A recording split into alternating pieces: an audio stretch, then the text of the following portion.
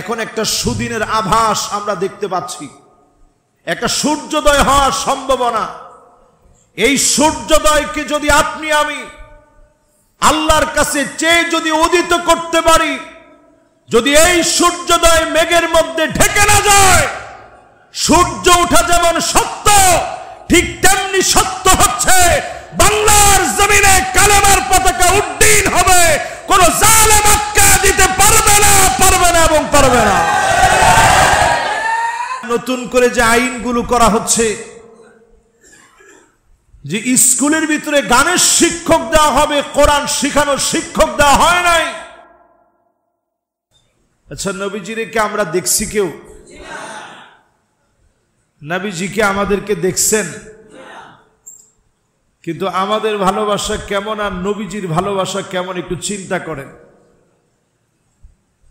সারাটা জীবন যে নবী আমাদেরকে দেখেন নাই। আল্লাহ নবী বলেন, ওয়াদিতু লাউ রাআইনা ইখওয়ানানা, আমার মনটা বড় চায় এক নজর যদি ভাইগুলাকে দেখতে পেতাম। আল্লাহ নবী আদর করে ভাই বলে ডাকলেন। আমাদের মতো গুনাহগারদেরকে নবীজি ভাই বলে ডাকলেন, ভালোবাসায় সিক্ত করলেন। পুল সিরাতের কিনারায় নবীজি দাঁড়ায় থাকবেন,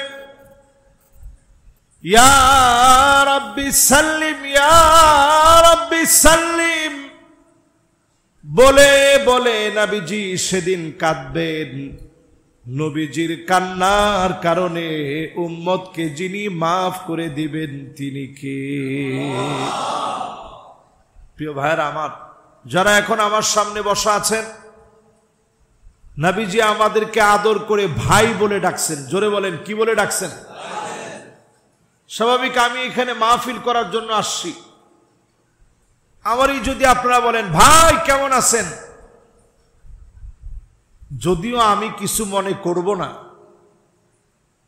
কিন্তু এরপরও আপনার পাশের বন্ধুটাই বলবে যে তুই হুজুররে ভাই বললি কেন? কিন্তু আল্লাহর নবী আদর করে আমাদেরকে ভাই বলে সম্বোধন করছেন। জোরে কোন আল্লাহু আকবার। আল্লাহর জান্নাতের সামনে নবীজি যাবেন, জান্নাতে রক্ষী ফেরেশতা বলবে, কে গো তুমি? নবীজি উত্তর দিবেন, আনা মুহাম্মদ, আমি মুহাম্মদ সাল্লাল্লাহু আলাইহি ওয়াসাল্লাম এসেছি। সঙ্গে সঙ্গে ফেরেশতা বলবে, বিকা উমিরতু লা আফতাহু লিআহাদিন ক্বাবলাক, কারো জন্য জান্নাতের দরজা খুলি নাই। নবী আসছেন, আপনি জান্নাতের দরজা খোলা হয়ে গেছে। সেই জান্নাতে গিয়ে নবীজি আমার আপনার কথা মনে করবেন, আল্লাহকে ডাক দিয়ে বলবে, হাত্তা তাদখুলা উম্মতি, অন্য কোন নবীর উম্মত আমার আগে, আমার উম্মতের আগে যেন জান্নাতে যেতে না পারে, আগে যেন আমার গুনাহগার উম্মত গুলা জান্নাতি হয়ে যায়। নবীজি সেদিন আমাকে আপনাকে পাওয়ার জন্য কেমন বেকুল হয়ে যাবে। নবীজি সেদিন চিনবেন কাদেরকে? গুররান মুহাজ্জালিনা মিনাল ওযু, ওজুর পানি যাদের জগজগ করে উঠবে, চকচক করে উঠবে চেহারার ভিতরে। নবীজি সেদিন চিনে বলবে, আল্লাহ, এই তো আমার সেই উম্মত যার চেহারার ভিতরে ওজুর পানি জগজগ করে উঠেছে। এই ওজুর পানির চিহ্ন দিয়ে নবীজি চিনবে সেদিন। অসংখ্য উটের ভিতরে, ঘোড়ার ভিতরে সাদা কপালওয়ালা ঘোড়া যেভাবে চিনা সহজ হয়, নবীজি সেদিন আমাদেরকে চিনবে কপালের ঝকঝকা পানিগুলা দিয়া, অজুর পানিগুলা দিয়া নবীজি চিনবে। জোরে কোন আল্লাহু আকবার। এটা মসজিদের ভিতরে মাহফিল হচ্ছে, আমি যদি আজকের এই মাহফিলে প্রশ্ন করি, আপনারা কি আজকে ফজর, সলাতুল জুমআহ, আসর, মাগরিব এবং ইশা এই নামাজগুলোর সাথে পরিচিত ছিলেন? ইনশাল্লাহর আওয়াজ হয়েছে মাত্র, মনে হয় এই দিক থেকে এই তিনজন ভাই বলছে।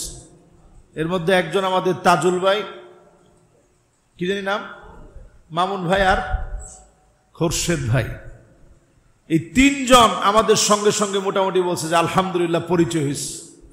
তাহলে এবার বাকিদেরকে যদি প্রশ্ন করি, নামাজটা ভালো না খারাপ? একজন মনে খারাপ, এটার মধ্যেও ছিল। নামাজটা ভালো না খারাপ? নামাজটা এই জমিনে কায়েম হোক, এটা ভালো কাজ না খারাপ কাজ? যদি ভালো কাজই হয়, এই জমিনে নামাজ কায়েম হবে, এটার মধ্যে মুসলমানদের আপত্তি থাকার কথা। কিন্তু আজকে তাকায় দেখেন মুসলমান, আমি শুরু করি মাজলুম মুসলমানদেরকে দিয়ে, যেহেতু সূরা আনকাবুতের শুরুর 3টা আয়াত আমি তেলাওয়াত করেছি। আহাসিবান নাসু আইয়ুতরাকু আইয়াকুলু আমান্না,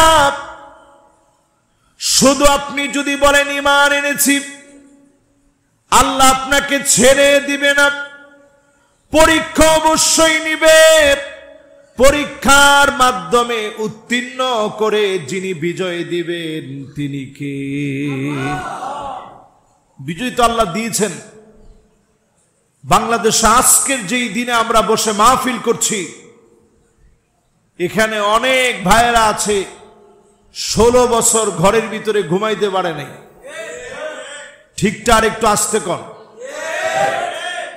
ঘরের ভিতরে ঘুমাইতে পারে নাই, থাকতে পারে নাই, ব্যবসা বাণিজ্য কিচ্ছু ছিল না,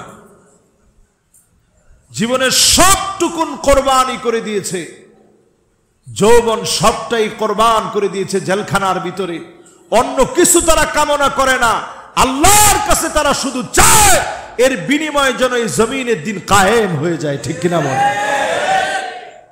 সেদিন বেশি দিন দূরে না, পরীক্ষা চলছে, আল্লাহ প্রদত্ত পরীক্ষা। এখন একটা সুদিনের আভাস আমরা দেখতে পাচ্ছি, একটা সূর্যোদয় হওয়ার সম্ভাবনা।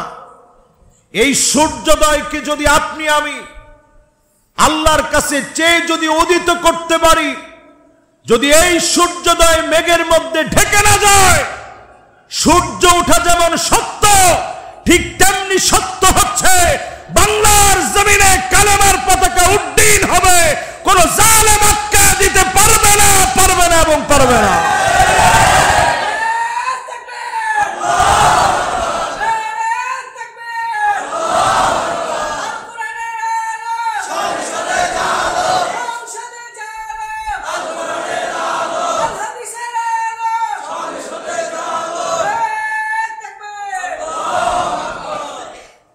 ইজাজকে আমরা তাকবীর স্লোগান দিলাম, মাশাআল্লাহ। আপনি দেখেন তাকবীরের পাওয়ার কি। তাকবীর দেওয়ার পরেই কিছু ভাইরা এখন আসতেছে, দেখি মাহফিলটার মধ্যে কি হয়েছে। এই তাকবীরটা যদি সংসদে একটু নেওয়া যেত, আমার মনে হয় নতুন করে যে আইনগুলো করা হচ্ছে, যে স্কুলের ভিতরে গানের শিক্ষক দেওয়া হবে, কোরআন শিখানোর শিক্ষক দেওয়া হয় নাই, এরকম স্লোগান যদি 2-1 তাদের সামনেও দেওয়া যেত, কসম আল্লাহ এদের হৃৎপিণ্ড কেঁপে যেত। এইরকম আইন অন্তত তারা করতে পারত না। তাহলে নারায়ে তাকবীর স্লোগানের দরকার আছে না নাই? এবার যারা আমার সামনে বসছেন, এই মাহফিল আজকে পরিষ্কার জেনে নেন, পরীক্ষা ছিল, আছে, থাকবে। এই পরীক্ষার মধ্য দিয়ে যিনি দিনকে বিজয়ী করবেন তিনি কে? আহাসিবান নাসু আইয়াতরাকু আইয়াকুলু আমান্না ওয়া হুম লা ইফতানুন। শুধুমাত্র আপনি ঈমান এনেছেন। আহাসিবান নাসু আইয়াতরাকু আইয়াকুলু আমান্না ওয়া হুম লা ইফতানুন। শুধু আপনি ঈমান এনেছেন, এ কথা মুখে বললে হবে না, পরীক্ষা নেওয়া হবে। এরপরে যিনি বিজয়ী বানায় দিবেন তিনি কে?